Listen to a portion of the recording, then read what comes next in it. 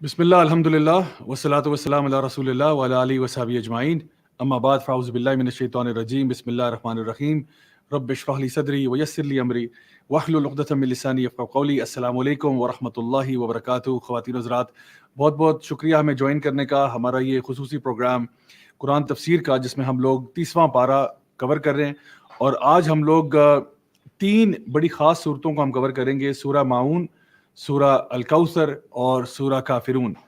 یہ 3 صورتیں جو ہیں، یہ اب ہم اپنے 30ویں پارے کے تقریباً اختتام تک پہنچنے والے ہیں، اور یہ ہمارا سفر جو ہے تھوڑا سا اس میں خوشی اس بات کی ہے کہ الحمدللہ اللہ تعالیٰ نے ہمیں توفیق عطا فرمائی کہ ہم اس رمضان کے بابرکت مہینے میں یہ خوبصورت صورتوں کا جو سلسلہ چلا تھا ان کو ہم اچھی طرح سے سمجھ سکیں، اور تھوڑا سا اداسی اس بات کی ہے کہ اب یہ سلسلہ اپنے اختتام کی طرف پہنچ رہا ہے، لیکن انشاءاللہ مجھے پوری امید ہے کہ ہم اس کو دوبارہ سے سورہ فاتحہ سے دوبارہ اس کا آغاز کریں گے، تاکہ ہم شروع سے قرآن مجید کو سمجھ کر پڑھنا شروع کریں انشاءاللہ۔ تو اس کے بعد انشاءاللہ ہم لوگ آج اپنی سورہ کا آغاز کرتے ہیں جی، سورہ الماعون۔ اللہ سبحانہ تعالیٰ اس سورہ میں ارشاد فرماتے ہیں: ارأیت الذی یکذب بالدین فذلک الذی یدعو الیتیم ولا یحض علی طعام المسکین۔ اللہ سبحانہ تعالیٰ نے ان آیات میں ذکر کیا ارأیت الذی یکذب بالدین، کیا تم نے اس کو دیکھا جس نے دین کو جھٹلا دیا؟ یہ سب سے پہلے تو خطاب نبی کریم صلی اللہ علیہ وسلم سے کیا جا رہا ہے کہ آپ نے اس کو دیکھا جس نے دین کو جھٹلا دیا، اور پھر ہم سب سے بھی خطاب ہے کہ ہم بھی دیکھیں کہ ہم نے کبھی اس شخص کو دیکھا جس نے دین کو جھٹلایا ہو۔ اچھا، عام طور پہ جب ہم سنتے ہیں نا کہ کسی نے دین کو جھٹلا دیا، تو ہم سمجھتے ہیں کہ اس کا مطلب ہوگا کہ کسی نے کلمے کا انکار کر دیا یا کسی نے آخرت کا انکار کیا، لیکن یہاں معنی کیا ہے ابھی ہم آگے دیکھ لیتے ہیں۔ اس کے بارے میں بعض مفسرین نے یہ بات ارشاد فرمائی کہ اس میں دین سے مراد 4 چیزیں ہیں۔ ایک یہ کہ دین جو ہے وہ اللہ تعالیٰ کی مکمل حاکمیت کو جھٹلا دینا، کہ اللہ تعالیٰ جو ہے وہ آپ کو حکم دے سکتا ہے، اللہ آپ کو آرڈر دے سکتا ہے، اس بات کو ڈینائی کر دینا، اس کو جھٹلا دینا۔ دوسرا مطلب یہ ہے کہ اللہ تعالیٰ کی عبودیت سے باہر نکل جانا، کہ میں ضروری نہیں ہے کہ میں اللہ کی ہی عبادت کروں، میں نعوذ باللہ اللہ کے علاوہ اوروں کو بھی پکار سکتا ہوں۔ یہ بھی ہے کہ دین کو جھٹلا دینا، یعنی اللہ تعالیٰ کے دین کو جو اس کی بنیاد ہے اس کو جھٹلا دینا۔ پھر ایک اور معنی اس کا یہ بتایا گیا کہ جزا اور سزا کو جھٹلا دینا، ریوارڈ اینڈ پنشمنٹ کو جھٹلا دینا، کہ جو آپ دنیا میں کر رہے ہو جیسا کرو گے ویسا بھرو گے، اس چیز کو جھٹلانا کہ جو بھی تم یہاں کرو گے اس کا کوئی کانسیکوینس نہیں ہوگا، اس کو جھٹلا دینا۔ اور پھر اس چیز کو کہ اللہ تعالیٰ پوری قدرت رکھتا ہے کہ آپ کا حساب لے قیامت والے دن آپ کے سارے نامہ اعمال جو ہیں یعنی وہ ادھر پیش کر دی جائیں گے، جس کو اللہ تعالیٰ فرماتے ہیں سورہ الفاتحہ میں مالک یوم الدین، یوم الدین کا مالک اللہ ہے، قیامت کے دن کا مالک اللہ ہے، فیصلے کے دن کا مالک اللہ ہے۔ تو اس دن کو بھی جھٹلا دینا، جزا سزا کو بھی جھٹلا دینا، اور اس قیامت کے دن کو بھی جھٹلا دینا۔ تو اس کو یہاں پہ کہا جا رہا ہے ارأیت الذی یکذب بالدین۔ اچھا، ارأیت سے مراد یہ بھی ہے کہ کیا آپ نے کبھی دیکھا ایسے کون لوگ ہوتے ہیں، کبھی آپ نے ارد گرد اپنے جائزہ لیا ہو، کچھ ایسے لوگوں سے پالا پڑا ہو، کچھ ایسے لوگوں سے واسطہ پڑا ہو جو ان چیزوں کو جھٹلا دیتے ہیں۔ ان کی علامت کیا ہے؟ ان کی علامت یہ ہے کہ فذلک الذی یدعو الیتیم، ان کی علامت یہ ہے کہ وہ یتیم کو دھتکار دیتے ہیں، یتیم کو دھکیل دیتے ہیں۔ اچھا، یہ مشرکین مکہ میں، قریش میں یہ بات عام تھی کہ جو بھی بیچارہ بچہ یتیم ہو گیا ہے، اس کے والد کا انتقال ہوا ہے، تو سب سے پہلی بات جو اس کے ساتھ ہوتی تھی، سب سے بڑا ظلم جو اس کے ساتھ ہوتا تھا، سب سے پہلا ظلم یہ ہوتا تھا کہ اس کو وراثت میں کچھ نہیں ملتا تھا، کیونکہ فیملی کے جو بڑے ہیں وہ بیچ میں آ کے سارا مال ہڑپ کر دیتے تھے اور اس یتیم کو دھتکار دیتے تھے کہ چلو چلو نکلو، جب تک ابا جان تمہارے تھے نا تب تک تمہاری عزت تھی، اب تمہاری کوئی عزت نہیں ہے۔ تو وہاں پہ ایک ہائیلی ایک ٹرائبل اور ایک آپ کہہ لیں کہ یعنی ان کے قبائل جو ہیں وہ آپس میں اس طرح سے کام کرتے تھے کہ اگر آپ کے پاس پاور ہے، یعنی آپ کے والد یا آپ کی ٹرائب آپ کو سپورٹ کر رہی ہے، پھر تو آپ کے پاس کچھ ہے، لیکن اگر کوئی آپ کے پاس ہے ہی نہیں تو پھر آپ یتیم ہو، آپ کا کوئی والی وارث نہیں ہے۔ اور اسی طرح سے اگر والد کا انتقال ہو گیا، بچے پیچھے چھوڑ گیا، تو بچوں کو ساروں کو نگلیکٹ کر کے کوئی بھی اور فیملی ممبر سارا مال ہڑپ کر کے وہاں سے نکل جاتا تھا۔ تو سب سے پہلا تو یہ تھا کہ یتیم کے ساتھ یہ ظلم ہوتا تھا۔ دوسرا یہ کہ یتیم ویسے کوئی بیچارہ اگر کوئی پوچھ لے یا مانگ لے یا کچھ آپ سے کہہ دے، تو وہ لوگ اتنے کنجوس تھے کہ اس کو دیتے نہیں تھے، اور اگر کسی یتیم کی کفالت کا ذمہ کسی نے اٹھا بھی لیا ہو تو بالکل اس کو نوکر کی طرح گھر میں رکھا ہوتا تھا۔ یعنی ایک آپ اپنی طرف سے لوگوں کو یہ دکھا رہے ہیں، امپریشن دے رہے ہیں کہ جی میں تو یتیم کو پال رہا ہوں، لیکن یتیم کو پال کیسے رہے ہیں آپ نے اس یتیم کو بالکل نوکر سے بھی بدتر طریقے سے رکھا ہوا ہے، اس کو آپ ڈانٹتے ہیں, اس کو آپ مارتے ہیں, اس کو آپ نے اپنی پراپرٹی سمجھا ہوا ہے, ایسے سمجھا ہوا ہے کہ جیسے آپ نے کوئی غلام آپ کے ہتھے چڑھ گیا. اس طرح سے یتیموں کے ساتھ سلوک ہوتا تھا, کیونکہ ان کو پتہ ہی ہوتا تھا کہ بھئی جزا اور سزا تو ہونی نہیں ہے. ارایت الذی یکذب بالدین, بھئی ہمارا حساب کتاب تو ہونا نہیں ہے. جب حساب کتاب نہیں ہونا, جب ہم قیامت کے دن کو جھٹلا رہے ہیں, جب ہم اللہ تعالیٰ کے دین کو جھٹلا رہے ہیں, ہم جزا اور سزا کو جھٹلا رہے ہیں, تو اس یتیم کو میں جس طرح مرضی ٹریٹ کروں, وہ انگلش میں کہتے ہیں نا treating some one like a door mat, کہ اس کے اوپر نیچے آپ اس پہ چلتے پھرتے رہتے ہیں, اور آپ کو یعنی ناک پہ مکھی نہیں بیٹھتی کہ آپ لوگوں کے ساتھ کیا سلوک کر رہے ہیں. سو یہ ان کا رویہ جو ہے اللہ سبحانہ تعالیٰ بتا رہے ہیں کہ ان کے پاس تو بیسک ایتھکس نہیں ہے.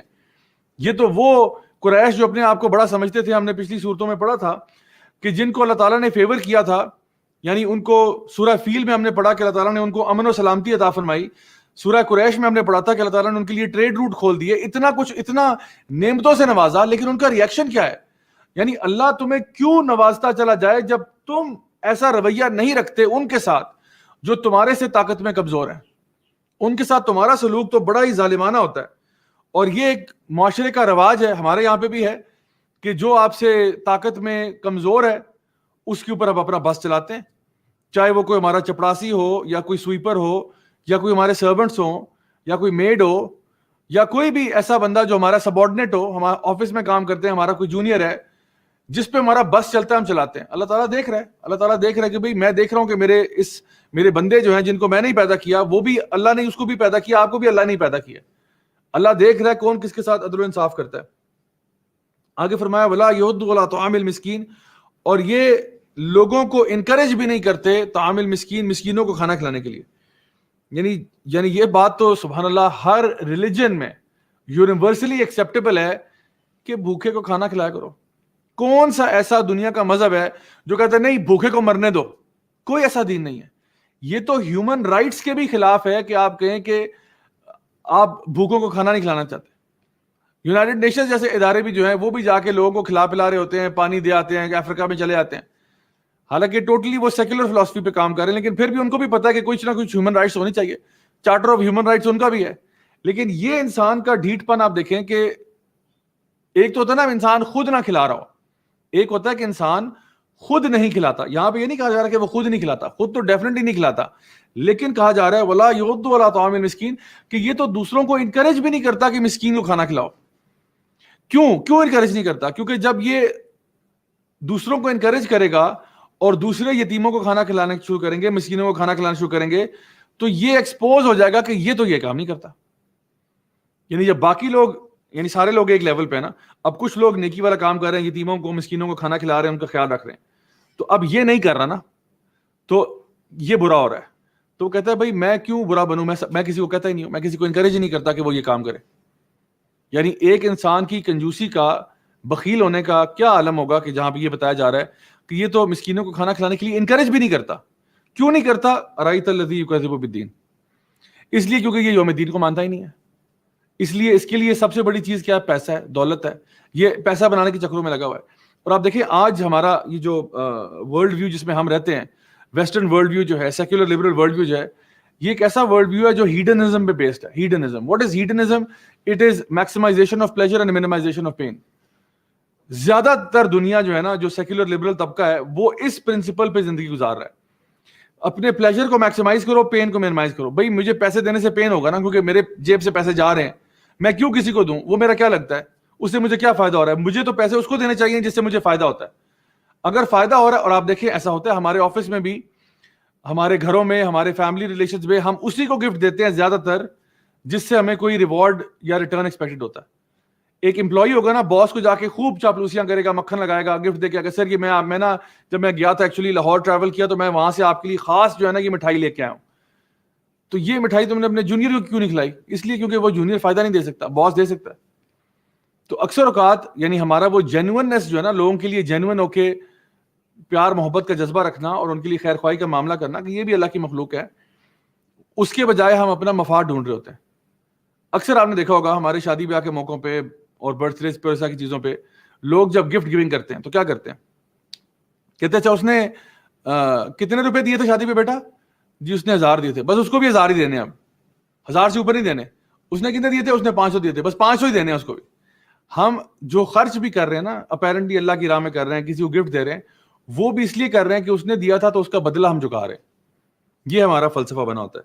تو اللہ تعالیٰ فرماتے ہیں کہ یہ وہ لوگ ہیں جو بیسک ہیومن رائٹس کے بھی خلاف ہیں, یعنی کہ اتنی ان کے اندر سینس نہیں ہے کہ وہ ہیومن رائٹس کی جو بیسک جو ویلیو سارے مانتے ہیں ان کو بھی مان لیں. اللہ تعالیٰ آگے فرماتے ہیں فویل للمصلین, آیت نمبر 4 اور 5 میں. اچھا, اس کی وجہ سے نا, ان آیات کی وجہ سے بعض مفسرین کی رائے یہ ہے کہ یہ جو اگلی آیات ہیں یہ مدینہ میں نازل ہوئی ہیں. ویسے تو یہ سورہ مکی ہے, لیکن بعض مفسرین کے نزدیک ان آیات جو اگلی آ رہی ہیں 4, 5, 6, ان کی وجہ سے وہ کہتے ہیں کہ یہ سورہ جو ہے اس کا یہ حصہ کم از کم مدنی ہے, اگر پوری سورہ مدنی نہ بھی ہو. کیوں؟ کیونکہ یہاں کہا جا رہا ہے فویل للمصلین, برباد ہو جائے نماز پڑھنے والے. ویل ہے نمازیوں کے لیے. بھائی نمازیوں کے اوپر ویل کیوں ہو رہی ہے؟ ہم نے پیچھے پڑھا تھا ویل لکل ہمزۃ لمزہ, تباہی اور بربادی ہمزہ لمزہ کے لیے. تو یہاں پہ ویل للمصلین کہا جا رہا ہے, نماز پڑھنے والے بھی اسی طرح برباد ہو جائیں. کیوں؟ الذین هم عن صلاتهم ساہون الذین هم یراؤون, یہ جو سستی اور کاہلی کے ساتھ نماز کی طرف آتے ہیں اور یہ جو دکھاوے کی نمازیں پڑھتے ہیں. دو اسلوب بتائے جا رہے ہیں جو لوگ نماز پڑھتے ہیں. اچھا, یہ نماز جو ہے نا, سبحان اللہ, اللہ تعالیٰ بتا رہے ہیں نماز پڑھنے والے ہلاکت کن کے لیے؟ جو کہ نماز میں غافل ہیں, ہیڈلسلی نماز پڑھ رہے ہیں. یہ نماز کون سی ہوتی ہے؟ ایک ہوتا ہے کبھی پڑھ لی کبھی نہیں پڑھی. مطلب میں یہ بتا رہا ہوں کہ یہ جو فویل للمصلین میں کون لوگ آ رہے ہیں, ایک جو نمازی بے نمازی ہے وہ تو اس کا تو معاملہ ہی اور ہے نا. جو بے نمازی ہے اس کا تو معاملہ ہی اور ہے. وہ تو حدیث مبارکہ میں آتا ہے کہ قیامت کے دن جو ہے ان سے پہلا سوال جو پوچھا جائے گا وہ نماز کا ہوگا. اگر وہ کلیئر ہوا تو پھر آگے جائیں گے, ورنہ ادھر سے ہی واپس, وہاں سے آگے کوئی انٹری نہیں آپ کی. یہ بات ہو رہی ہے جو نماز پڑھتے ہیں ان کی. فویل للمصلین, کون سے مصلین؟ جو کبھی کبھار نماز پڑھتے ہیں, کبھی پڑھ لی کبھی نہیں پڑھی, اپنے موڈ کے مطابق نماز پڑھیں, یا پھر کبھی بے وقت پڑھ لی, کبھی وقت کی تنگی کی وجہ سے جلدی جلدی پڑھ لی. مطلب نماز جو ہے اس کے ٹائم گزر گیا, چلو بعد میں پڑھ لوں گا, ایسی کیا بات ہے. ٹھیک ہے, نماز کا ٹائم نکل گیا, اس کے بعد یاد آ رہا ہے. یا پھر جو ہے بہت جلدی جلدی پڑھ لی, جلدی جلدی ٹکریں شکریں ماری زمین کے ساتھ, فوراً کام اتارا اور باہر. پھر یہ کہ نماز کو ایک عادت کے طور پہ, ایک ورزش کے طور پہ انسان کر رہا ہے. اور یہ اکثر ہوتا ہے کہ کوئی بھی چیز جب آپ ریپیٹڈلی کر رہے ہوتے ہیں نا تو وہ آپ کی ہیبٹ بن جاتی ہے.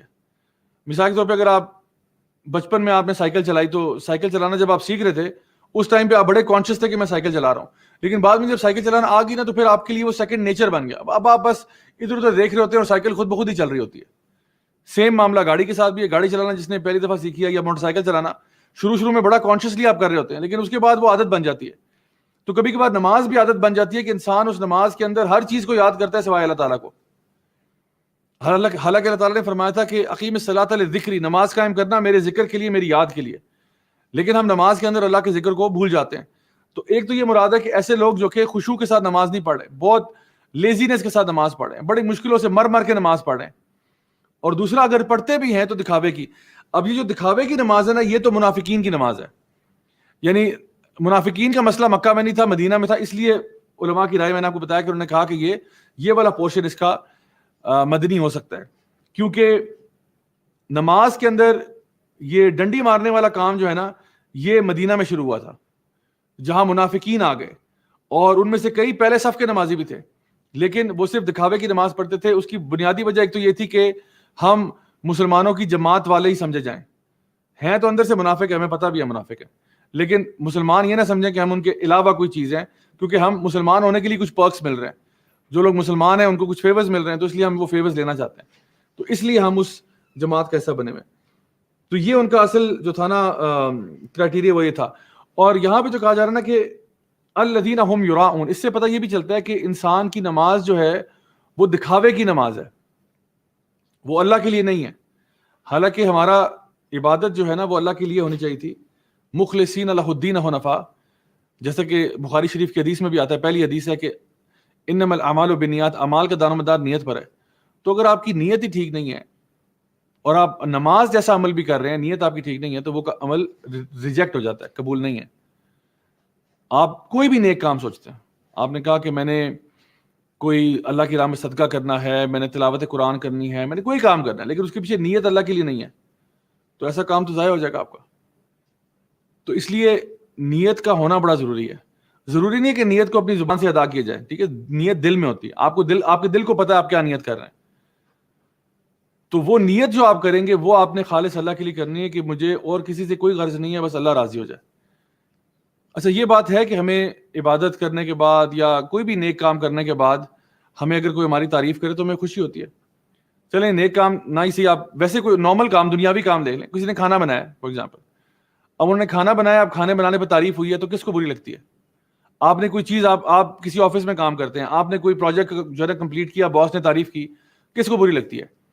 ایک بچہ ہے وہ ایگزام کی تیاری کر رہا ہے, ایگزام میں اچھے نمبر آ گئے, سارے تعریف کر رہے ہیں ماشاءاللہ بہت لائق ہے, اس کو برا لگے گا؟ نہیں, اچھا لگے گا, ظاہری بات ہے. ہم سب کو تعریف اچھی لگتی ہے جب ہمیں پریز کیا جاتا ہے کہ تم نے اچھا کام کیا, ویل ڈن, اچھا لگتا ہے. اسی طرح سے ایک انسان نیکی کرتا ہے اور نیکی کرنے پہ اس کو لوگ شاباش دیتے ہیں تو اچھا لگتا ہے کہ میں نے نیکی کی, مجھے شاباش مل رہی ہے, الحمدللہ, مجھے پتھر نہیں پڑ رہے, مجھے ڈنڈے نہیں پڑ رہے نیکی کرنے پہ, الحمدللہ. لیکن میں آپ سے کہہ رہا ہوں کہ آپ یعنی کسی نیکی کرنے کے اوپر شاباش ملنا اور اس کو پسند کرنا بری بات نہیں ہے, لیکن نیکی کرنا ہی اسی لیے کہ لوگ پسند کریں اور شاباش دیں, ورنہ میں نہیں کروں گا, یہ پرابلم ہے. آئی ہوپ کہ آپ کو میری بات سمجھ میں آ رہی ہے. نیکی کے اوپر آپ کی تعریف ہونا یہ مسئلہ نہیں ہے. فار ایگزامپل اگر میں کہیں لیکچر دیتا ہوں, ٹھیک ہے, میں لیکچر دیتا ہوں اور لوگ کہتے ہیں جی ماشاءاللہ بڑا اچھا لگا, میرا دل بڑا اسے موو ہوا, میں اپنی عادتیں چھوڑنا چاہتا ہوں بری والی ساری جتنی بھی ہیں, اور الحمدللہ اللہ آپ کو بہت جزائے خیر, اچھی بات ہے الحمدللہ. لیکن کیا میں لیکچر اسی لیے دیتا ہوں کہ لوگ تعریفیں کریں, اور اگر لوگ مجھے ہیٹ کامنٹس بھیجیں گے تو میں چھوڑ دوں گا دعوت دین؟ نہیں, بالکل بھی نہیں. اقبال نے کہا تھا نا, اگرچہ بت ہیں جماعت کی آستینوں میں, مجھے ہے حکم ازاں لا الہ الا اللہ. میں نے تو بھائی نیک کام کرنا ہے, لوگ اس پہ تعریف کریں یا لوگ مجھے گالیاں نکالیں, میں نے تو کرنا ہے بھائی, میں تو نہیں رک سکتا اس کام سے. سو اصل چیز جو ہے نا وہ یہ ہے کہ آپ نماز اللہ تعالیٰ کے لیے پڑھیں. الذین هم یراؤون ویمنعون الماعون. یہ معون کیا ہے؟ یہ کہتے ہیں ہر برتنے والی چیز کو, چھوٹی چھوٹی معمولی والی چیزیں, یہ تو وہ بھی نہیں دیتا تھا. یعنی کہ یہ معمولی برتنے والی چیزیں جو ہیں وہ بھی کسی کو نہیں دیتے تھے اگر کوئی بیچارہ مانگ لے تو.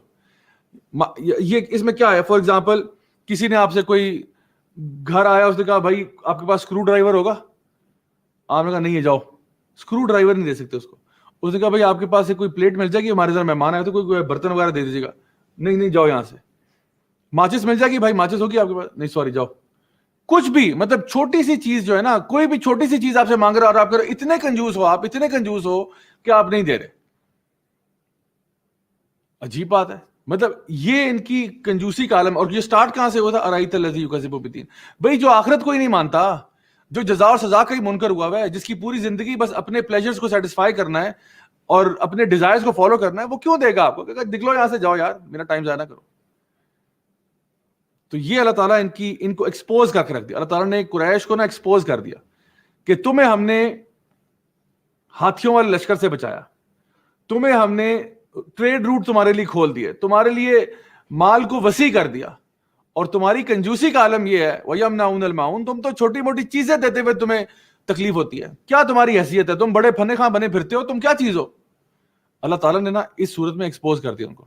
اچھا یہاں پہ ایک سوال شاید پیدا ہو سکتا ہے کہ آپ کہیں کہ بھئی کچھ لوگ ہوتے ہیں وہ چیزیں بورو کر کے دیتے نہیں ہیں. یہ بڑا اہم مسئلہ ہے شریعت کا. کچھ لوگ ہوتے ہیں وہ چیز آپ سے بورو کرتے ہیں, واپس ہی نہیں کرتے. اب آپ کو یہ ڈر لگاؤ کہ بھئی وَيَمْنَعُونَ الْمَاعُونَ میں نہ آ جاؤں, کسی نے مجھ سے کہا بھائی پین دینا, اور وہ جب بھی اس کو پین دیتا ہوں وہ لے کے واپس ہی نہیں آتا, اب کیا کریں؟ تو دیکھیے یہ شریعت میں اچھی چیز نہیں ہے کہ آپ کسی سے کوئی چیز لیں اور واپس نہ کریں, بلکہ یہ گناہ میں آئے گا, کیونکہ وہ اس نے آپ کو لینڈ کی ہے, اس نے آپ کو ہدیہ نہیں کر دی, اس نے آپ کو ہبا نہیں کر دی, اس نے آپ کو گفٹ نہیں دے دیا کہ یہ لو پکڑو میرا پین اور تمہارا ہو گیا. یہ بھئی کوئی پتہ نہیں کوئی چیز کس کے لیے کیا ویلیو رکھتی ہے یا کتنی امپورٹنٹ ہے. ہو سکتا ہے اس کے ابا جان نے اس کو یہ پین دیا ہو مرنے سے پہلے, اور اس نے آپ کو دیا, آپ پین لے کے غائب ہو گئے, تو اس کے لیے اس کے ساتھ ایک سینٹیمنٹل ویلیو بھی تھی. تو یو نیور نو کس کی کیا چیز ہے, تو کسی بھی چیز کو نا بلٹل نہیں کرنا چاہیے. اور اس کا ایک میں آپ کو چیز بتاتا ہوں, صحیح بخاری کی حدیث ہے. نبی کریم صلی اللہ علیہ وسلم ایک دفعہ صحابہ کے ساتھ بیٹھے ہوئے تھے اپنے حجرے کے باہر, تو امہات المومنین میں سے, آپ کی ازواج مطہرات میں سے ایک نے کچھ کھانے کی چیز بھیجی, اور جن زوجہ محترمہ کے حجرے کے باہر ہیں ان کے گھر میں اب وہ خادم جو ہے وہ ریسیو کر رہا ہے, ٹھیک ہے. تو کیا ہوا کہ وہ جب کھانے کی پلیٹ کہیں اور سے آئی, مطلب ان کی دوسری وائف کی جو ہے نا گھر سے آئی تھی, تو جب یہ یہاں پہ آئی تو انہوں نے کیا کیا, انہوں نے اس کو ایسے جھٹکا تو وہ پلیٹ گری اور ٹوٹ گئی. تو آپ صلی اللہ علیہ وسلم جو ہے, اب دیکھیں کہ یہ کتنا محبت بڑا رویہ آپ صلی اللہ علیہ وسلم کا. آپ نے کوئی ان کو ڈانٹا نہیں, کوئی ان کو کچھ نہیں کہا, برا بھلا نہیں کہا کہ بھئی وہاں سے چلو کھانا ہی آیا تھا نا, کتنی کیا بڑی بات ہوگی, تو آپ نے پلیٹ ہی توڑ ڈالی ان کی. آپ نے کچھ نہیں کہا, آپ نے کچھ نہیں کہا, آپ سمپلی وہاں سے اٹھے, اپنی گیدرنگ سے اٹھے, آپ نے سارے وہ جو ٹوٹے ہوئے پیسز تھے ان کو سمیٹا اور ان کو جو ہے نا ایک سائڈ پہ رکھا اور کہا کہ تمہاری ماں کو غیرت آ گئی.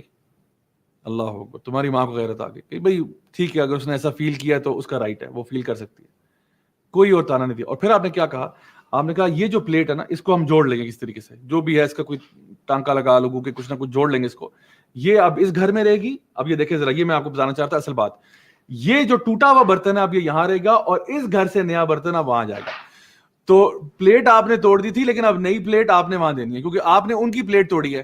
تو اگر اس کے سے پتہ یہ چلتا ہے کہ اگر آپ نے کسی کو کوئی چیز بورو کرنے کے لیے دی ہے, ٹھیک ہے, یا فار ایگزامپل آپ نے کسی سے کوئی چیز لی ہے, بورو کی ہے, اور اس بوروئنگ میں آپ نے توڑ دیا ہے, تو اب آپ اس کو ریپلیس کریں برائے مہربانی, اب آپ اس کو ریپلیس کریں. ایک بھائی نے مجھے بتایا انہوں نے کسی کو اپنا آئی پیڈ دیا, آئی پیڈ بورو کرنے کے لیے, اگلے نے اس آئی پیڈ کے اوپر پاؤں رکھ کے توڑ دیا اس کو. بڑا افسوس ہے, بڑا یعنی سبحان اللہ نقصان سے کریں. مطلب کسی نے, ایک بھائی نے دوسرے کو, اس نے کہا یار آئی پیڈ تیرا چاہیے, مجھے کچھ کام کرنا ہے. انہوں نے کہا ٹھیک ہے لے لیں, بڑے دینی دونوں بھائی ہیں. انہوں نے ان کو آئی پیڈ دیا, انہوں نے کیا کیا, وہ زمین پہ کہیں پڑا ہوا تھا, وہ اس کے اوپر پاؤں رکھ دیا انہوں نے, اور وہ آئی پیڈ کی پوری اسکرین توڑ دی انہوں نے. اچھا انہوں نے کیا کیا, واپس کر دیا بس, کہ وہ یار سوری یار, بس وہ چلو کوئی نہیں, چلو اللہ اور دے دے گا. یہ غلط بات ہے, یہ غلط بات ہے. اب آپ نے توڑا, اب آپ اس کو پے کریں یار. مطلب اس نے آپ کو نیکی کی, اس نے آپ کو دیا ہے, آپ اس کو توڑ کے واپس کر رہے ہیں, یہ کوئی طریقہ تو نہیں ہے نا. تو اس لیے ایک طرف یہاں جو بتایا جا رہا ہے کہ ان کی کنجوسی کا عالم یہ تھا کہ وہ اللہ کی راہ میں دیتے نہیں تھے, کوئی بندہ چھوٹی سے چھوٹی چیز مانگتا نہیں دیتے تھے. تو ٹھیک ہے, اگر ایک انسان آپ کو پتا ہے کہ وہ ہیبیچولی نہیں دیتا اور چیزیں توڑ دیتا ہے, پھر آپ اس کو ریفیوز کر سکتے ہیں. اگر ایک بندہ آپ کو پتا ہے کہ یہ ہر دفعہ چیز توڑ دیتا ہے, ڈیمیج کرتا ہے, اور اتنا ہے کہ یہ واپس ہی نہیں, یا تو چیز واپس نہیں کرتا یا ڈیمیج کر کے دیتا ہے, تو پھر آپ اس کو نہ دیں. جیسے آپ نے دیکھا ہوگا کہ لائبریریز میں اگر ایک جو بندہ لائبریری سے بک ایشو کرا رہا ہے ہر دفعہ بک پھاڑ کے واپس کرتا ہے یا اس کو مس ٹریٹ کرتا ہے, وہ کہتے ہیں بھائی آپ کی ممبرشپ کینسل کر رہے ہیں. آپ کو طریقہ ہی نہیں پتا بکس کو ہینڈل کیسے کرنا ہے, کیونکہ آپ پتہ نہیں وہ سالن روٹی بھی کھا رہے ہوتے ہیں تو اسی ہاتھ سے آپ صفحے پلٹ رہے ہوتے ہیں. یہ کیا کرتے ہیں آپ, ساری بکس خراب کر دی ہیں آپ نے. تو اس لیے you have to treat things with justice. تو یہ اس کا معاملہ ہے. آگے آتے ہیں جی اگلی سورہ پہ آج کی, وہ ہے جی سورہ الکوثر. اور اس میں اللہ سبحانہ تعالیٰ فرماتے ہیں انا اعطیناک الکوثر فصل لربک وانحر ان شانئک هو الابتر. اللہ اکبر, انا اعطیناک الکوثر. اچھا یہ الکوثر کیا ہے, اس پہ ہم آتے ہیں انشاءاللہ, لیکن اس سے پہلے ذرا ایک یہ دیکھ لیں کہ نبی کریم صلی اللہ علیہ وسلم جب یہ سورہ نازل ہوئی ہے تو تب کیا معاملہ تھا. اچھا نبی کریم صلی اللہ علیہ وسلم کا جو نیبر تھا نا, بالکل نیبر, وہ تھا ابو لہب. ابو لہب اور اس کی وائف, ٹھیک ہے. اچھا یہ دونوں جو ہیں, اچھا وہاں پہ نیبرہڈ کا مطلب یہ نہیں تھا جو ہمارے آج نیبرہڈ ہوتے ہیں کہ ہمارا گھر ہے اس کے بعد ایک دو پلاٹ چھوڑ کے دوسرا گھر ہے, یا پھر گھر جو ہے ان کے بیچ میں ایک بڑی دیوار ہے اور کمرے ہیں اور ان کی آواز ہمیں نہیں آتی, ہماری آواز ان کو نہیں جاتی. یہ لوگ مٹی کے گھروں میں رہنے والے ہیں اور گھروں کے آگے ایک اوپن ایریا بھی ہوتا ہے, ایک پورشن ہوتا ہے جہاں پہ لوگ صحن جس کو ہم کہتے ہیں, تو ان کی آوازیں ادھر جاتی ہیں, ان کی آوازیں ادھر آتی ہیں. تو نبی کریم صلی اللہ علیہ وسلم کے ایک بیٹے کی وفات ہو گئی, بہت چھوٹی عمر میں, بیبی تھے, انفنٹ تھے, ان کی ڈیتھ ہو گئی. ظاہری بات ہے گھر میں جو جذبات ہیں, احساسات ہیں, اب وہ ٹریول کر کے ساتھ والے گھر میں بھی آواز آ رہی ہے کہ بھئی یہاں پہ کچھ ہوا ہے, لگتا ہے کوئی فوتگی ہو گئی ہے. اچھا ابو لہب جو ہے نا وہ نبی کریم صلی اللہ علیہ وسلم کا چچا ہے, ٹھیک ہے, فیملی ہے, فیملی ممبر ہے, لیکن نبی سے اس کو بہت چڑ ہے. جب اس کو خبر ملتی ہے کہ نبی کریم صلی اللہ علیہ وسلم کے بیٹے کی وفات ہو گئی ہے, تو وہ چیخ اٹھتا ہے, چلا اٹھتا ہے, بطر محمد بطر محمد, محمد کی لینیج ختم کر دی گئی, محمد کا نام لینے والا کوئی نہیں ہوگا.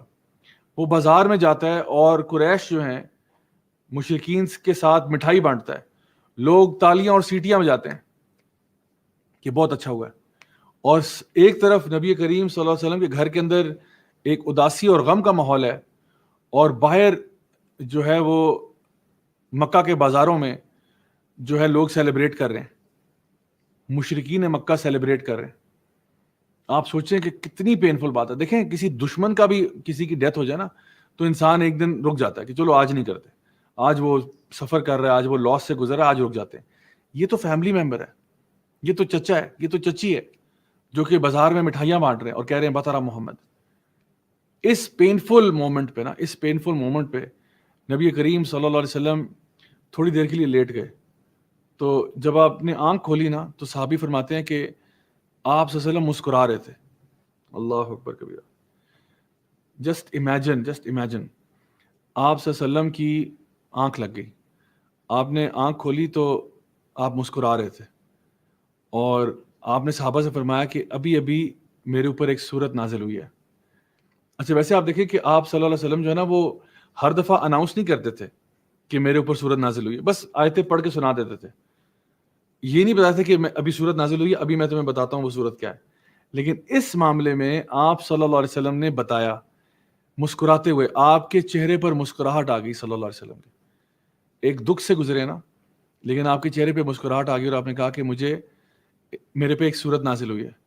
اور آپ نے پھر پڑھا انا اعطیناک الکوثر فصلی لربک وانحر ان شانئک ھو الابتر. So my dear brothers and sisters, میں یہ چاہتا ہوں کہ آج بس ایک بات آپ اس سورہ کے بارے میں سمجھ لیں کہ یہ سورہ جو ہے نا یہ ہمارے نبی صلی اللہ علیہ وسلم کی مسکراہٹ کا باعث بنی تھی. ہم لوگ اکثر اوقات اپنی نماز میں یہ سورہ جب پڑھتے ہیں تو ہم تب پڑھتے ہیں جب ہمارے پاس ٹائم نہیں ہوتا, جلدی سے پڑھ لیتے ہیں انا اعطیناک الکوثر فصلی لربک وانحر, جلدی سے پڑھ کے فارغ ہوئے, تب پڑھتے ہیں جب ٹائم نہیں ہوتا. حالانکہ یہ وہ سورہ ہے جس نے ہمارے نبی صلی اللہ علیہ وسلم کو مسکرانے پر مجبور کر دیا. یہ اتنی پیاری صورت ہے, اور اس میں اللہ تعالیٰ کیا فرماتے ہیں انا اعطیناک الکوثر, ہم نے آپ پر عطا کر دیا الکوثر. اب الکوثر کیا ہے, اس کے مفسرین نے بھی اور صحابہ نے بھی بہت سارے معنی بیان کیے ہیں. ایک تو الکوثر وہ نہر ہے جو کہ نبی کریم صلی اللہ علیہ وسلم کو جنت میں دی جائے گی, اور قیامت والے دن حوض کوثر سے آپ اپنے فالوورز کو پلائیں گے. اللہ تعالیٰ ہم سب کو ان میں شامل کرے.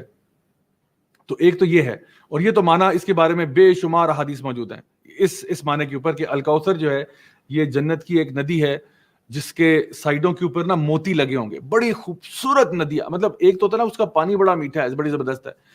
دوسرا یہ کہ نبی کریم صلی اللہ علیہ وسلم کی ہے تو سوچے کتنی پیاری ہوگی. اور پھر تیسری بات یہ کہ وہ اس کی اتنی خوبصورت ہے, اس کے ساحل پہ بھی نا موتی ہیں, سارے موتی لگے ہوئے ہیں اس کے اوپر. بہت پیاری چیز ہے, بہت پیاری چیز. تو وہ اللہ تعالیٰ فرما رہے ہیں کہ یہ جو خاص نہر ہے نا یہ تو پیارے حبیب آپ کے لیے, انا اعطیناک الکوثر. آپ کو جو ہم عطا فرمائیں گے نا, آپ پریشان مت ہوں. یہ جو آپ کو کرٹیسائز کر رہے ہیں, یہ جو آپ کو موک کر رہے ہیں, آپ کو ریڈیکیول کر رہے ہیں, آپ نے پریشان بالکل نہیں ہونا. آپ کو ہم جو عطا فرمائیں گے نا وہ ایسی چیز ہے جو کسی اور کے پاس نہیں ہوگی. آپ کو الکوثر عطا فرمائیں گے. اچھا الکوثر سے جو میں نے آپ سے کہا کہ ایک تو یہ ہے کہ اس سے مراد وہ نہر ہے, اور دوسری بات جو بعض علماء نے اس کے بارے میں لکھا وہ یہ ہے, اور صحابہ کی بھی رائے اس میں یہ تھی کہ وہ تمام خیر ہے. کوثر اکثر سے نکلا, کثیر سے نکلا, ٹھیک ہے. تو ہم آپ کو ابنڈنٹلی عطا فرمائیں گے, ابنڈنٹلی عطا فرمائیں گے. We will give you in abundance. کیا دیں گے؟ مثال کے طور پہ آپ کو دنیا میں بھی ہم کثیر تعداد میں نوازیں گے. اس میں کیا ہوگا, آپ کو نبوت عطا فرمائیں گے. یہ بہت بڑی بات ہے. آپ کو نبوت عطا فرمائیں گے, آپ کو قرآن کی عظیم نعمت سے ہم لوگ نواز دیں گے. آپ کی قوم کو ہم 23 سال کے اندر اندر ٹرانسفارم کریں گے. وہ لوگ جو کہ جہالت میں رہ رہے تھے ان کو 23 سال کے اندر اندر ہم ٹرانسفارم کر دیں گے. اس کے علاوہ یہ کہ آپ کا ورفعنا لک ذکرک, آپ کے ذکر کو ہم بلند کر دیں گے. اور آپ کا جو مشن ہے آپ اپنی آنکھوں سے اس مشن کو کمپلیٹ ہوتے ہوئے دیکھیں گے. فتح مکہ آپ کے سامنے ہوگی. اذا جاء نصر اللہ والفتح, ہم آپ کو فتح نصیب کریں گے, آپ کو نظر آئے گی. بڑے بڑے لیڈر ایسے ہوتے ہیں جن کو ان کی زندگی میں فتح نصیب نہیں ہوتی, وہ پوری زندگیاں گزار دیتے ہیں لیکن ان کو فتح نصیب نہیں ہوتی. لیکن آپ کو ہم آپ کی زندگی میں فتح دیں گے, اور آپ کے ہاتھوں کفر اور شرک کا اس علاقے سے خاتمہ کروا دیں گے. پورا کفر شرک پیک اپ, کفر اور شرک کو بالکل ہم نے لپیٹ کے یہاں سے باہر نکال دینا. اور یہ ہوا نبی کریم صلی اللہ علیہ وسلم کے دور میں ہوا. اور یہ کہ آپ کے پیچھے ایک ایسی جماعت آپ چھوڑ کے جائیں گے جو کہ پوری دنیا کے لیے رول ماڈلز بنیں گے.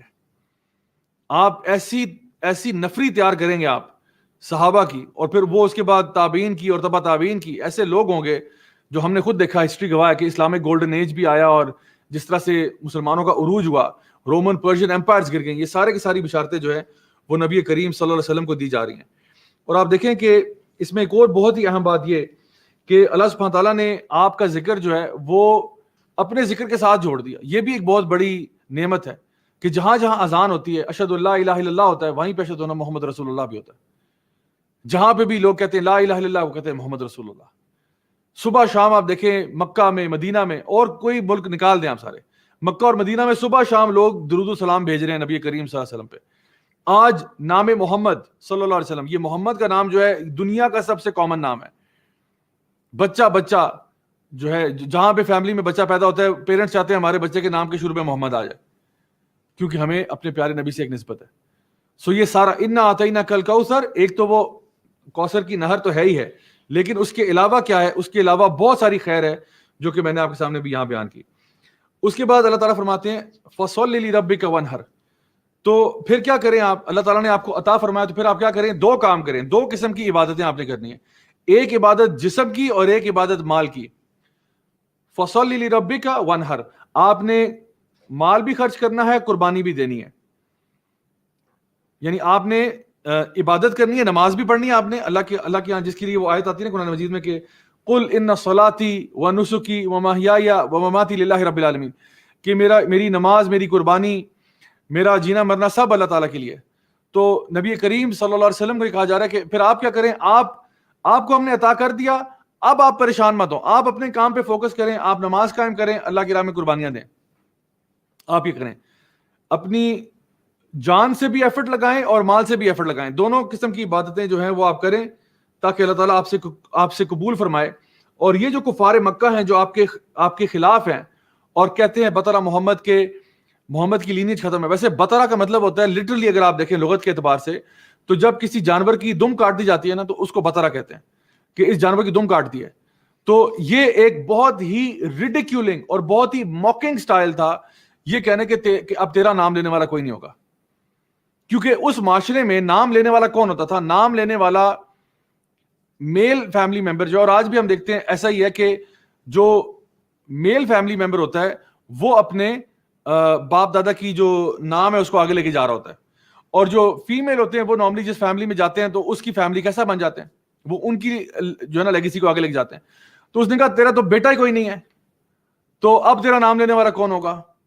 حالانکہ تاریخ گواہ ہے کہ نبی کریم صلی اللہ علیہ وسلم کے نام لینے والے تو بہت ہیں. پوری دنیا میں آج آلموسٹ 2 بلین مسلمان ہو چکے ہیں، اور ان کا نام لینے والا کوئی نہیں ہے. ان کا نام لینے والا کوئی نہیں. جو مشرکین مکہ کا نام کون لیتا ہے؟ بلکہ اس کے بعد جب لوگ مسلمان بھی ہوئے ان میں سے کسی نے بھی نہیں چاہا کہ ہم اپنے باپ کا نام اپنے ساتھ اٹیچ کریں، کیونکہ وہ اتنے خبیث لوگ تھے، نبی کے دشمن تھے صلی اللہ علیہ وسلم، کہ ہم کیوں اپنا نام اٹیچ کریں ان کے ساتھ. ان کا نام لینے والا کوئی نہیں تھا. اسی لیے اللہ تعالیٰ نے فرمایا ان شانیہ کا هو الابتر. یہ جو آپ کے خلاف بول رہے ہیں نا، یہ اصل میں یہ ابتر ہوں گے، یہ کٹ جائیں گے. جتنے بھی آپ کے دشمن ہیں یہ کٹ جائیں گے. اور میں سمجھتا ہوں کہ آج جو بھی ہم دیکھتے ہیں فرانس میں ہو رہا ہے یا سوئٹزرلینڈ میں یا ڈچ میں فار ایگزامپل جو ہے نا، ڈچ جو کر رہے ہیں، کارٹون بنا دیتے ہیں نبی کریم صلی اللہ علیہ وسلم کے بارے میں، یا کوئی اور خاکے بنا دیتے ہیں، یا کوئی توہین آمیز فلم بنا دیتے ہیں، یا کوئی اور بھی کانٹینٹ جو بھی بناتے ہیں. اللہ تعالیٰ فرما چکا ہے کہ نبی کریم صلی اللہ علیہ وسلم کے خلاف بات کرنے والا وہ خود ہی ذلیل و رسوا ہوگا. میلکم ایکس نے بڑی خوبصورت بات کی تھی. اس نے کہا تھا کہ to try to defame the Prophet صلی اللہ علیہ وسلم is like spitting at the sun. یعنی جو لوگ نبی کے بارے میں گستاخی کرنا چاہتے ہیں وہ ایسے ہی جیسے سورج کی طرف تھوک رہے ہیں. کیا ہوگا؟ وہ تھوک ان کے منہ پہ آگے گرے گا. تو ان شانیہ کا هو الابتر. تو یہ سورہ جو ہے یہ وہ سورہ ہے جس نے نبی کریم صلی اللہ علیہ وسلم کو مسکرانے پر مجبور کر دیا، جو آپ کے دل کی ٹھنڈک بنی، جس نے آپ کو خوشخبریاں سنا دیں. اور انشاءاللہ ہمارے لیے بھی اس میں بہت خوشخبریاں ہیں کہ جو کوثر والے ہیں وہی اگر ہمیں قیامت کے دن پلا دیں تو حدیث میں آتا ہے کہ اس کے بعد جو لوگ وہاں پہ ہوں گے ان کو بالکل کوئی پیاس نہیں لگے گی. جو ایک دفعہ حوض کوثر سے پی لے گا نا، قیامت کے دن جو سارے لوگوں کو پیاس لگی ہوگی اس کی پیاس بچ جائے گی، اس کو پورا عرصہ پھر پیاس نہیں لگے گی. اللہ اکبر کبیرہ. اب آتے ہیں جی آج کی تیسری اور آخری سورت کی طرف، جو کہ ہے سورہ کافرون. سورہ کافرون جو ہے اللہ تعالیٰ فرماتے ہیں قل یا ایھا الکافرون لا اعبد ما تعبدون ولا انتم عابدون ما اعبد. اللہ سبحانہ وتعالیٰ فرماتے ہیں کہ نبی کریم صلی اللہ علیہ وسلم سے کہا جا رہا ہے کہ ان سے کہہ دیجئے، ان کون؟ کفار مکہ سے. قل یا ایھا الکافرون. اوپنلی اب ان کو ایک لیبل دیا جا رہا ہے. اب یہ کافر جو ہے نا، کافر کسے کہتے ہیں؟ چھپانے والا، کور کرنے والا. یعنی عربی زبان میں کسان کو بھی کافر کہتے ہیں، کیونکہ وہ کیا کرتا ہے؟ بیج ڈالتا ہے، اس پہ مٹی ڈال دیتا ہے، اس کو چھپا دیتا ہے. تو یہاں پہ ان کو کہا جا رہا ہے, ایک ڈیروگیٹری ٹرم ہے یہ بائی دا وے, انہیں کہا جا رہا ہے یا ایھا الکافرون, او چھپانے والو, کیونکہ تم لوگ تکذیب کرتے ہو, تمہیں پتہ یہ سچ ہے اور تم چھپاتے ہو, یعنی یہ تمہارے اندر ایک عیب ہے, تو ان کو ان کے عیب کے ساتھ پکارا جا رہا ہے. قل یا ایھا الکافرون, او جھٹلا دینے والو, ڈینائی کر دینے والو, مکار لوگو, یہ سارے ورڈز اس کے اندر موجود ہیں الکافرون کے اندر. لا اعبد ما تعبدون, میں کبھی عبادت نہیں کروں گا جس کی تم کرتے ہو. یہ نبی کریم صلی اللہ علیہ وسلم کو کہنے کی ضرورت کیوں پیش آئی؟ اس لیے پیش آئی کیونکہ اسلام کے آنے کے بعد, دعوت دین پھیلنے کے بعد, جب مشرکین مکہ نے یہ دیکھا کہ بھئی یہ دعوت اب پھیل رہی ہے اور آہستہ آہستہ لوگ اس میں آ رہے ہیں, اس کو پاپولر سپورٹ مل رہی ہے, تو انہوں نے چاہا کہ نبی کریم صلی اللہ علیہ وسلم کے ساتھ کوئی الائنس فارم کیا جائے, کوئی پیس ٹریٹی سائن کی جائے, کوئی کمپرومائزنگ اگریمنٹ سائن کیا جائے, جہاں پہ تھوڑا سا ہم کرتے ہیں تھوڑا سا آپ کر لیں. اور اس میں کیا کریں, ہر طرح کا لالچ بھی دے کے دیکھ لیں, دھمکیاں بھی دے لیں ان کو کہ اپنا یہ کام بند کرو ورنہ مروا دیں گے تمہیں. آپ نے کہا کر لو جو کرنا ہے, میں تو نہیں چھوڑ سکتا. پھر کیا کہا, پھر خوب لالچ دیا, اچھا ایسا کرو کہ یہ دعوت دین چھوڑ دو, ہم تمہیں جس عورت سے چاہو گے تمہاری شادی کرا دیں گے, مالدار عورت بھی ہوگی, خوبصورت بھی ہوگی, جس کا نام لو تمہاری شادی کروا دیتے ہیں. اچھا یہ بتاؤ, تمہیں اگر مال چاہیے تمہارے قدموں میں مال لا کے پھینکتے ہیں, تمہیں پاور اتھارٹی چاہیے ہم تمہیں جو ہے نا لیڈر بنا دیتے ہیں, اور بتاؤ. حتیٰ کہ انہوں نے یہ بھی یہاں تک انہوں نے آگے بات کر دی, انہوں نے کہا کہ اچھا چلو ایسا کرتے ہیں, 1 سال ہم تمہارے خدا کی عبادت کریں گے, 1 سال تم ہماروں کی عبادت کر لینا. بس روکو نہیں لوگوں کو, یہ نہ کہو کہ ہمارے خدا غلط ہیں, اپنے تم نے کرنی ہے تم کرو, یہ نہ کہو ہمارے خدا غلط ہیں. اصل مسئلہ یہ تھا کہ اسلام ان کے عقیدوں کو چھیڑنے کے لیے آیا تھا. اسلام یہ جو انہوں نے ایک فیک قسم کی پلورلسٹک سوسائٹی بنائی ہوئی تھی نا, جہاں پہ ہر چیز چلتی ہے, اس کو اسلام توڑنے کے لیے آیا تھا کہ یہ سب غلط ہیں سوائے اللہ تعالیٰ کی ذات کے.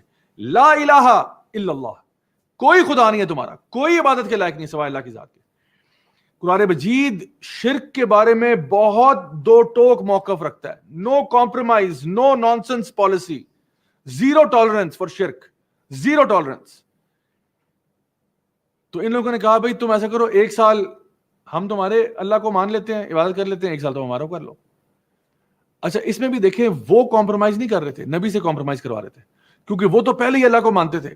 ان کو نہیں پتا تھا کہ یہ بیت اللہ ہے, فَلْيَعْبُدُوا رَبَّ هَٰذَا الْبَيْتِ, ان کو نہیں پتا تھا یہ والا گھر کس کا ہے, ان کو پتا تھا یہ اللہ کا گھر ہے.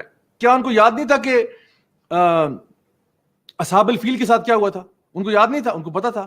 ان کو پتا تھا کہ جو کعبہ کا رب ہے نا اس نے ڈیفینڈ کیا اس کو, اور ان کو اس بات سے سخت چڑ تھی کہ نبی کریم صلی اللہ علیہ وسلم کیوں کہہ رہے ہیں کہ صرف رب کعبہ کی عبادت کرنی ہے اور کسی کی نہیں کرنی. ہمارا بزنس ہرج ہوتا ہے بھائی, ہمارا بزنس کے اوپر یعنی پرابلم آئے گا ہمارے بزنس. اتنے 360 تو بت ہیں, اتنے لوگ آتے ہیں عبادت کرنے کے لیے, سب کا بزنس ڈاؤن ہو جائے گا. تو ان کے لیے یہ پرابلم تھا. اور اسی لیے جب آپ صلی اللہ علیہ وسلم نے فرمایا کہ لا اعبد ما تعبدون, میں کبھی کمپرومائز نہیں کروں گا, میں کبھی تمہارے اس ایجنڈا پہ نہیں آؤں گا. دیکھیے یہ ایک بڑا امپورٹنٹ بات ہے, وہ یہ ہے کہ باطل جو ہے نا, باطل اس میں سچ کی آمیزش ہوتی ہے. یہ بات بڑی امپورٹنٹ ہے. باطل کے اندر سچ کی آمیزش ہوتی ہے, اگر نہ ہوتی تو باطل ہر کسی کے لیے باطل ہوتا اور واضح ہوتا. یعنی جو چیز بلیٹنٹلی غلط ہے وہ تو سب کو پتا ہے, لیکن جو باطل عقیدے بھی ہے نا, لائک لبرلزم, سیکولرزم, فیمنزم, ان کے اندر اچھائی ہوتی ہے, ان کے اندر خیر ہوتی ہے, لیکن شر بہت بڑا ہوتا ہے. لیکن جو حق ہے نا, حق کے اندر 1% بھی باطل نہیں ہوتا. نبی کریم صلی اللہ علیہ وسلم حق لے کر آئے تھے, یہ انہیں کہہ رہے ہیں اس میں تھوڑا سا باطل ڈال دو نا, تھوڑا سا کمپرومائز کرو, تھوڑا سا ہم کرتے ہیں, تھوڑا سا تم تو پہلے ہی کمپرومائز کر رہے ہو, تمہارا تو کوئی دین ایمان ہی کوئی نہیں ہے, تمہارا تو پورا کا پورا عقیدہ ہی کمپرومائز پہ بیسڈ ہے, تمہارا تو عقیدہ ہی پورا باطل ہے, اس میں تھوڑا تھوڑا سچ سپرنکل ہوا ہے, موسٹلی سارا گند ہے, موسٹلی سب جھوٹ ہے. تمہارے لیے کمپرومائز کرنا از نو بگ ڈیل, تم تو بچپن سے یہ کرتے آ رہے ہو. لیکن جس پہ دین حق نازل ہوا ہے, جس پہ اللہ تعالیٰ کی توحید کی دعوت پہنچ گئی ہے, وہ کیسے اس کے اندر تمہارا گند مکس کر لے. یعنی میں آپ کو مثال دیتا ہوں, امیجن کریں کہ دودھ کا ایک گلاس ہے, دودھ کے گلاس کے اندر ایک قطرہ پیشاب کا گر جائے, 1 drop of urine, will you drink it? No you won't. کیوں؟ بندہ کہتے ہیں بھائی پورا گلاس تو دودھ ہے نا بھائی, خالص دودھ ہے یہ, ابھی ہم نے بھینس سے نکال کے لے کے آئے, بالکل فریش 100% آرگینک دودھ ہے, ایک قطرہ یار, صرف ایک 0.1 ملی لیٹر اس میں جو ہے نا یورین کا آ گیا, تو کیا ہو گیا؟ آپ پی لیں گے؟ نہیں پئیں گے. کیوں نہیں پئیں گے؟ کیونکہ اس خالص دودھ کو خراب کرنے کے لیے یہ ایک قطرہ بھی کافی ہے, یہ ایک قطرہ بھی کافی ہے. اسی طرح سے ہمارا جو دین ہے نا وہ توحید پر بیسڈ ہے, اس کو خراب کرنے کے لیے تمہاری ہلکا سا کمپرومائز بھی کافی ہے. تم نے کہا چلو تم 360 بت نہیں مانتے, نہ مانو. آپ اگر یہ کہتے ہیں, آپ کہتے ہیں چلیں ایک کو خدا کو مانتے ہو نا, تم ہمارے 360 کو نہ مانو, تم ایسا کرو صرف ایک کو مان لو, اللہ کے علاوہ ایک اور کو مان لو, ایک اور کو چھوڑو آدھے اور کو مان لو, آدھے کو چھوڑو اللہ کے علاوہ کسی مکھی کو مان لو, تم چھوٹی سے چھوٹی چیز مان لو. کیا ہوگا؟ یہ شرک ہو جائے گا, آپ کا دین ختم, آپ کا دین ختم. جو بندہ حالت شرک میں مرے گا, اللہ تعالیٰ فرماتے ہیں قرآن مجید میں, وہ جنت میں نہیں داخل ہو سکتا. اللہ چاہے اپنی رضا سے جو گناہ معاف کرنا چاہے معاف کر سکتا ہے, لیکن شرک کو اللہ تعالیٰ معاف نہیں کرے گا. تو یہ جو ہے نا مشرکین چاہتے تھے کہ تھوڑا سا تو کمپرومائز کرو ہمارے ساتھ, کسی نہ کسی لیول پہ تمہارے ساتھ آؤ, کیونکہ ان کو پتا تھا ہمارا پورا کا پورا دین جو ہے نا ویسے ہی. اور آج بھی آپ دیکھیں کہ یہ جتنی بھی قوتیں ہیں, طاقتیں ہیں ویسٹرن ورلڈ کے اندر, یہ ہمارے اوپر تلی ہوئی ہیں کہ مسلمان کسی طرح سمجھوتا کر لیں. LGBTQ کو آپ ایکسیپٹنس دے کے تو دیکھیں, آپ فلاں ہمارے جو قوانین ہیں ان کو ایکسیپٹنس دے کے تو دیکھیں.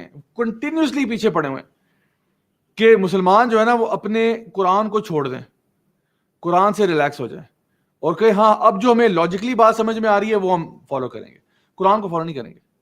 اللہ کا جو حکم ہے وہ فالو نہیں کریں گے. ہمارے عقل و شعور میں جو بات آ رہی ہے, جو سمجھ میں آ رہی ہے وہ مانیں گے, جو نہیں آ رہی وہ نہیں مانیں گے. ہم ریشنلسٹ بن جائیں گے ٹوٹل. جو اپنی سوٹیبل چیزیں لگ رہی ہیں وہ تو مانیں گے, جو یعنی میٹھا میٹھا ہم کھا لیں گے, اور جو کڑوا ہے وہ بالکل ریجیکٹڈ ہے, وہ ہم ایکسیپٹ نہیں کریں گے. اچھا اب یہاں پہ دیکھیے کہ اللہ تعالیٰ نے فرمایا کہ وَلَا أَنْتُمْ عَابِدُونَ مَا أَعْبُدُ لَكُمْ دِينُكُمْ وَلِيَ دِينِ. تو بار بار اس میں ایک تکرار ہے, ریپیٹ کیا گیا کہ اور میں کبھی عبادت نہیں کروں گا جس کی تم کرتے ہو, اور تم کبھی نہیں کرو گے جس کی میں کرتا ہوں. تمہارے لیے تمہارا دین, میرے لیے میرا دین, تم ادھر اور میں ادھر, ختم بات. اب یہ ڈفرنس کریٹ ہو گیا, لکم دینکم ولی دین. اب پتہ چل گیا, اس کو سیموئل ہنٹنگٹن نے کہا تھا کلیش آف سیولائزیشنز, سبحان اللہ, کہ اب جو ہے نا کلیش آ گیا. بیکاز جب آپ نے اتنا کہتے ہیں کہ بھائی ادھر تم آرام سے ادھر ہو, ٹھیک ہے, زیادہ فری ہونے کی ضرورت نہیں ہے, زیادہ don't try to make me compromise, ٹھیک ہے, I am never ever going to compromise on my دین, ٹھیک ہے. I would prefer death than to compromise upon توحید اللہ سبحانہ تعالیٰ. اور تم اپنا دین اپنے پاس رکھو, میرا دین میرے ساتھ ہے, ٹھیک ہے. یہ بڑا کلیئر سگنل ہے, بڑا کلیئر سگنل ہے کہ ہم تمہارے ساتھ کبھی بھی اس میں شریک نہیں ہو سکتے. اچھا یہاں پہ بعض مفسرین نے یہ لکھا کہ جو تکرار ہے نا اس کے دو معنی ہیں, کہ جہاں پہ کہا گیا کہ میں عبادت نہیں کروں گا جس کی تم کرتے ہو, اور تم نہیں کرو گے جس کی میں کرتا ہوں, پھر کہا میں اس کی نہیں کروں گا جس کی تم کرتے ہو, تم نہیں کرو گے جس کی میں کرتا ہوں. تو اس تکرار سے ایک مراد یہ لی گئی کہ میں اس کی عبادت نہیں کروں گا جس کی تم کرتے ہو. تم کس کی عبادت کرتے ہو؟ تم عبادت کرتے ہو اپنے آباء و اجداد کی, فرشتوں کی, اللہ کے ولیوں کی. تم نے ان کے بت بنا کے رکھے ہوئے ہیں, ان کو تم سمجھتے ہو یہ اللہ تعالیٰ کے بیچ میں اور تمہارے بیچ میں کوئی وسیلہ ہے, اور ان کی میں عبادت نہیں کروں گا. لا اعبد ما تعبدون, میں اس کی عبادت نہیں کروں گا جس کی تم کرتے ہو, اور تم بھی اس رب کی خالص عبادت نہیں کرو گے جس کی میں کرتا ہوں. تم نے بھی بیچ میں شرک کو گھسیڑنا ہے ضرور, مجھے پتا ہے. اور اس کا ایک معنی دوبارہ جو تکرار, اور اس کو یہ بھی ہے کہ میں اس طرح عبادت نہیں کروں گا جس طرح تم کرتے ہو, اور مجھے بھی پتا ہے کہ تم اس طرح عبادت نہیں کرو گے جس طرح میں کرتا ہوں. کیوں؟ کیونکہ نبی کریم صلی اللہ علیہ وسلم عبادت کیسے کرتے تھے؟ سجدہ ریز ہو جاتے, سجدے میں گر جاتے. اور یہ نبی کریم صلی اللہ علیہ وسلم کا اللہ کی بارگاہ میں سجدے میں گر جانا ان کو سخت ناپسند تھا. آپ کو پتا ہے ابو جہل نے آپ صلی اللہ علیہ وسلم کی گردن پہ پاؤں رکھنا چاہا, لوگوں نے آپ کے اوپر وہ کیمل کے اندر سے جو انٹسٹائنز اور وہ ساری چیزیں اٹھا کے پھینک دیتے تھے. یعنی ان کو اتنی چڑ تھی کہ نبی سجدہ کیوں کرتے ہیں, کیونکہ سجدے کی جو پوزیشن ہے نا, سبحان اللہ, یہ الٹیمیٹ سبمیشن کی پوزیشن ہے, کہ بس اللہ کی بات ہوگی, جو بس اللہ کا جو حکم ہے میں آگے اللہ کے سجدہ ریز ہوں. واسجد واقترب, واسجد واقترب, میں سجدے کے ذریعے اللہ سے قریب ہوتا ہوں. اس چیز کی بہت چڑ تھی مشرکین مکہ کو, اس لیے آپ سجدے کی حالت میں نا آپ صلی اللہ علیہ وسلم کو ٹارچر کرنے کی کوشش کرتے تھے. اور خود یہ عبادت کیسے کرتے تھے اپنے خداؤں کی؟ یہ عبادت کرتے تھے تالیاں بجا کے, ناچ کے, کعبہ کا ننگی حالت میں برہنہ طواف کرتے تھے, ٹھیک ہے, یہ ان کی عبادت تھی. تو ان کے لیے ایسے تھا جیسے عبادت ایسے جیسے کوئی پریڈ ہو رہی ہے، یعنی لوگ ننگے بھی بیچ میں گھسے ہوئے ہیں، تالیاں بجا رہے ہیں، سیٹیاں بجا رہے ہیں، آوازیں کس رہے ہیں، نعرے بازیاں ہو رہی ہیں، مطلب یہ ان کی عبادت تھی. مطلب شغل میلے کا ایک ایونٹ بنایا ہوا ہے، لوگ آ رہے ہیں اور یہ اس کو یہ عبادت سمجھتے ہیں. مطلب عبادت میں بھی انہوں نے پارٹی کا ایلیمنٹ ڈالا ہوا ہے. جس طرح آج اللہ معاف کرے ہمارے کئی ٹی وی شوز جو ہے وہ رمضان کے مہینے میں بھی پارٹی کا ماحول بنایا ہوا ہے. انا للہ و انا الیہ راجعون، یہ وہ مہینہ تھا جس میں لوگوں کو عبادت کرنی چاہیے تھی. لوگ اللہ تعالیٰ کے دین کے ساتھ جڑیں، قرآن پڑھیں، حدیث پڑھیں، چیریٹی کریں، صدقہ خیرات کریں، اللہ کی راہ میں لوگوں کو دعوت دین پہنچائیں. نہیں، آپ نے گیم شو کروانے ہیں، آپ نے لوگوں کو رمضان کے مہینے میں بھی ڈانس کروانے ہیں اور فضول بالکل ٹائم ویسٹنگ ایکٹیویٹیز کرانی ہے. مشرکین مکہ جو تھے نا، ان کو اس طرح کی عبادت بڑی پسند تھی. مزے کی عبادت ہو، یہ عبادت ٹھیک ہے. اللہ کے آگے سجدہ ریز ہونا، قیام اللیل کرنا، راتوں اٹھے رہنا، بھئی یہ کیا ہے؟ رمضان کے روزے رکھنا، یہ عبادتیں نہیں. تو نبی کریم صلی اللہ علیہ وسلم ان کو دو سگنل دے رہے ہیں. ایک تو یہ کہ میں اس کی عبادت نہیں کروں گا جس کی تم کرتے ہو، اور میں اس طرح بھی عبادت نہیں کروں گا جس طرح تم کرتے ہو، اور نہ تم اس طرح کرو گے جس طرح میں کرتا ہوں. اور پھر ان کے درمیان ایک کلیئر کٹ لائن ڈرا کی جا رہی ہے، لکم دینکم ولی دین، تمہارا دین ادھر رکھو، میرا دین میرے پاس ہے، بس اب تمہارے ساتھ no further questions, I am not compromising. یہ سورہ جو ہے نا، یہ بڑی دو ٹوک سورہ ہے. اور اسی لیے ہم یہ بات دیکھتے ہیں کہ اسلام جو ہے نا وہ شرک اور توحید کے معاملے میں بہت کلیئر ہے. ہم اللہ تعالیٰ کے ساتھ شرک نہیں کر سکتے تین ایسپیکٹس کے اندر، یعنی تین طریقوں کا شرک ہوتا ہے. ایک ہوتا ہے شرک ربوبیہ کا، یعنی اللہ کے علاوہ کسی اور کو رب ماننا کہ یہ کائنات کا نظام اللہ کے علاوہ کوئی چلا رہا ہے.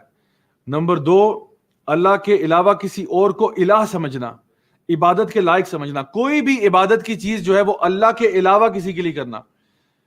نبی کریم صلی اللہ علیہ وسلم نے فرمایا تھا الدعاء هو العبادہ، دعا بھی عبادت ہے. دعا بھی آپ اللہ کے علاوہ کسی اور سے نہیں مانگ سکتے کہ فلانے تو دے دے. کوئی بندہ فوت ہو چکا ہے، ٹھیک ہے، اس سے اب آپ دعائیں مانگ رہے ہیں کہ جی تو مجھے عطا فرما. اس کی استطاعت ہی نہیں ہے کہ وہ یہ کام کرے، وہ تو فوت ہو چکا ہے، وہ تو عالم برزخ میں ہے. سو اب یہ ہے کہ کسی اور سے دعا مانگنا، یا پھر کوئی عبادت کسی کے آگے سجدہ کرنا اللہ کے علاوہ کسی اور کا. جو چیز عبادت کی ہے نا، اللہ کے علاوہ کسی کے ساتھ نہیں ہو سکتی. سجدہ کرنا عبادت ہے، کسی اور کے آگے نہیں ہو سکتا.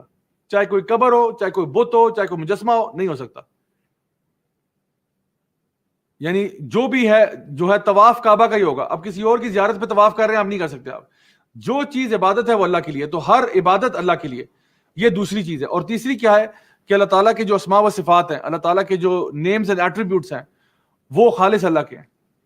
ان کے اندر کسی کو شریک کرنا، جیسے کہ یہ کہنا کہ نعوذ باللہ کہ یا تو اللہ کی صفات لوگوں کو دے دینا کہ جس طرح اللہ الحی القیوم ہے، ہمیشہ رہنے والا، اللہ خود سے قائم ہے، اللہ کسی کے اوپر ڈیپینڈنٹ نہیں ہے. یہ چیز اگر آپ کہیں کسی بندے میں بھی ہے تو یہ شرک ہے. یا پھر بندوں کی کوالٹیز جو ہیں، ویکنس اللہ کو دے دی جائے. جیسے کہ کرسچنز نے کہا تھا نا کہ اللہ تعالیٰ نے 7 دن میں دنیا کو پیدا کیا اور آخری دن 6 دن میں دنیا کو پیدا کیا، 7ویں دن آرام کیا. تو اللہ تعالیٰ فرماتے ہیں لا تأخذہ سنۃ ولا نوم، اللہ کو نہ اونگ آتی ہے نہ نیند آتی ہے. اللہ کو تھکاوٹ نہیں ہوتی. تھکاوٹ تمہیں ہوتی ہے، انسانوں تمہیں تھکاوٹ ہوتی ہے. یہ تھکاوٹ اپنی اللہ کے اوپر منسوخ نہ کرو. اور یہ کہنا کہ نعوذ باللہ اللہ کا بیٹا ہوا، یہ تمہاری چیز ہے. اللہ تعالیٰ فرماتے ہیں کہ لم یلد ولم یولد، نہ اللہ کسی کا باپ ہے اور نہ کسی کا بیٹا ہے. تو یہ جو انسانی ایٹریبیوٹس ہیں نا، یہ اللہ تعالیٰ کی طرف منسوخ نہ کیا کرو. تو یہ 3 قسم کا شرک ہے، شرک ربوبیہ کا، الوہیہ کا اور اسماء و صفات کا. تو یہ ہے جی اس سورہ کا ایک دو ٹوک موقف. لیکن پھر بھی اللہ تعالیٰ سورہ یوسف میں آیت نمبر 102 میں ارشاد فرماتے ہیں کہ لیکن پھر بھی وما یؤمن اکثرهم باللہ الا هم مشرکون، لیکن پھر بھی ان میں سے زیادہ تر لوگ جو ہیں جو اللہ پر ایمان لاتے ہیں، وہ ایمان نہیں لاتے جب تک کہ وہ اس میں شرک نہ ڈالیں. بڑی افسوس کی بات ہے، وہ لوگ جو اللہ تعالیٰ پر ایمان کا دعویٰ بھی کرتے ہیں، وہ بھی ایمان نہیں لاتے سوائے اس کے کہ وہ شرک کرتے ہیں. پہلے اللہ تعالیٰ ہمیں شرک سے بچائے، اللہ تعالیٰ ہمیں توحید پر قائم رکھے. اللہ تعالیٰ ہمیں ان لوگوں میں سے بنائے جو اللہ تعالیٰ کا شکر کرنے والے ہیں، جو اللہ تعالیٰ کی نعمتوں کا شکر کرنے والے ہیں، جو اللہ تعالیٰ کے دین پر چلنے والے ہیں، اور جو کبھی بھی شرک پر اور توحید پر کمپرومائز نہیں کرتے. جو اپنے دین پر، مطلب دین کے معاملے میں نا ہمارا موقف بڑا دو ٹوک ہونا چاہیے. ہاں طریقہ آپ کا نرم ہو، بات کرنے کا طریقہ حکمت والا ہو، انداز اچھا ہو، لیکن موقف پہ ہم نے ٹس سے مس نہیں ہونا. یہ اصل بات ہے.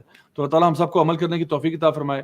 خواتین حضرات، میری دعائیں آپ سب کے لیے. اللہ تعالیٰ آپ سے قبول فرمائے آپ کا یہاں پہ آنا، لیکچرز کو سننا، ان کے نوٹس لینا، دوسروں میں شیئر کرنا.